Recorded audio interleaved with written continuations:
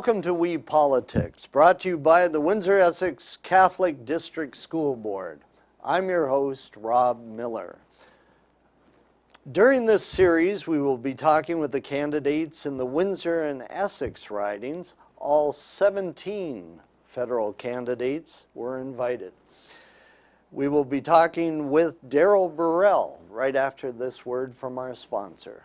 Are you passionate about a particular sport? Would you like to combine it with your education? Are you thinking about a career in one of the many rewarding construction-related trades? Do you love subjects like science, technology, engineering, or math? Take a look at the academies of the Windsor-Essex Catholic District School Board. You'll be glad you did. And years from now, you'll look back on your high school days as the best times of your life. The academies of the Windsor-Essex Catholic District School Board. We're with you all the way. Darryl Burrell is the candidate for the People's Party of Canada in Windsor West. He works as a CNC machinist at a local Windsor plant. Darryl, welcome. Thank you for coming in. Thank you for having me. What prompted you to run for MP for the People's Party of Canada? Just the current political gang as it stands. They're all the same. They're all bought and paid for by the corporations tenfold, and I just can't sit around and watch my children's future disappear, be sold off. What do you think is the most important issue in this election in Windsor West? The most important issue across the whole country right now would be the cost of living. Everybody's neck deep in debt trying to survive between housing, taxes, food. It's very, very difficult to survive in this country. So halfway through this campaign, what have you learned so far from the voters? I've learned that a lot of people don't know about our party yet, and I believe after last night's debate, hopefully it garners a lot of support going forward. It took a lot of work to get him there, and I think he did very well.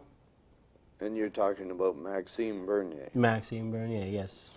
So he's a disaffected former candidate for the Conservative leadership. Yes, he is. Were you a Conservative before he started a new party? I was born and raised sort of an NDP, auto working family, and then as I grew up, I started to move towards the conservative values. I had kids, I owned property, and I started to follow him back when he ran for the head of the Conservative Party, and I thought, okay, we actually have a chance here. It's somebody speaking about the things that need to be spoken about. And yeah, when I seen him lose that at 51-49, it seems scripted to me, so I'm sure he felt the same way. And to see him start his own party is amazing. It's not easy to do, and we've grown to 40,000 members over the last 11, 12 months, and yeah, we're making history. So let's talk about that. What would you do?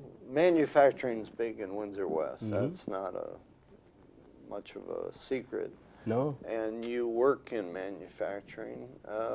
What can the People's Party do to help retain and attract more manufacturing in Windsor? Okay, the Windsor and Southwestern Ontario hub was at one time one of the biggest manufacturing exporting hubs across the world, actually, and we do have to bring that back. And one issue is free trade, right? When we sign on to free trade, it's not fair trade, and when we bring in third world countries like that, they don't live up to our standards or work to our safety standards, and we cannot compete with those kind of competitors, right? So that's one thing, go to the table and actually negotiate for Canadians. One of the big things is streamline and simplify our tax system so that people have more money in their pockets. One of the big things is the capital gains tax, which is going to give investors actually, we want to eliminate the capital gains tax. So that's going to give investors more money to reinvest, and yeah, they can choose to pay or invest in new equipment and all kinds of stuff like that. What would your party do with the new NAFTA agreement, though? You said we need changes, we need fair trade. I'm assuming you're saying NAFTA is not fair trade? No, the original NAFTA was devastating to North America, mainly Canada and the United States, because when you bring in a country like Mexico, and not to put anybody down here, they just don't have the employment standards, the WSIB insurance that we have, right? So they can manufacture things at a very, very low cost, and we can't compete. So if we don't have some kind of build in Canada or that kind of policy, then think jobs go elsewhere, right? We ended up building all kinds of parts down in Mexico, and a lot of our small-time manufacturing jobs flew down to Mexico. And now we're having trouble with China, right? All our jobs fly over to China. Cheap goods flood into our borders, and then our shops or our manufacturers close down because they cannot compete and sell at those cheap margins, right? Those profit margins are just razor thin. What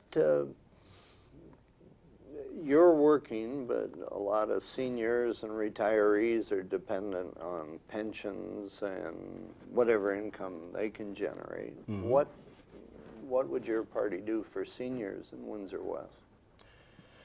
Well, one of the things would be actually that capital gains tax is pretty big for seniors as well, because some of them have investments. Actually, a lot of them have investments, retirements. Some of them have second properties, right? So when they go to sell those investments or that second property, they'll yield way more money, and the government will be able to take a lot less, right? And I think that's good for everybody. And at the end of the day, I believe Canada has been a great country because of the way our system has always worked. And the able-bodied, middle-aged Canadians take care of the elderly, the disabled, and the young, right? We have this nice system that's been working for so long, and we have to keep it going. What are your views on Pharmacare? Pharmacare, see, the thing with these kind of programs, it's awesome. It's a great idea, but it always comes back to how is it being paid for? Can it be paid for? If it can, then obviously everybody's all for taking care of everybody, right? I would not vote anything like that down. But at the end of the day, this party and me, being that conservative fiscally, coming from that background, I think everybody really knows that budgets have to balance, right? Money doesn't come from thin air. So that being said, yeah, I could get on board with something like that. But again, how does it get paid for, right? Especially, does your party want to balance the budget? Yes, he wants to balance the budget. In 2 years, one of the main things we're going to use is the $5 to $10 billion in corporate welfare that is dished out. Not to mention the equalization payments that the province spreads out is not fair. Yeah. Sorry. No, that's fine. What have the voters told you that surprised you? Nothing really surprised me. One of the biggest issues was the affordability of living. Another issue was the immigration, that we want to really start bringing in more responsible immigration into this country. We have a lot of, I call them old stock Canadians and old stock immigrants that came into this country. They came in as a point system, and I talk to them and they say, you know, it used to be so hard and difficult to get into this country and this and that, and now it's so easy. And that was one of the main things I kept hearing from the older generation out there when I was going door to door. So does that make the People's Party anti-immigrant? A lot of people think that, and the media wants to play us out to be that, but at the end of the day, we are pro-immigration, right? We want to bring in people, but we want to bring in the right people. We open the floodgates, and when Trudeau says stuff in his tweets and we let people walk across our border up in Quebec, you open a back door like that and our front door becomes irrelevant, right?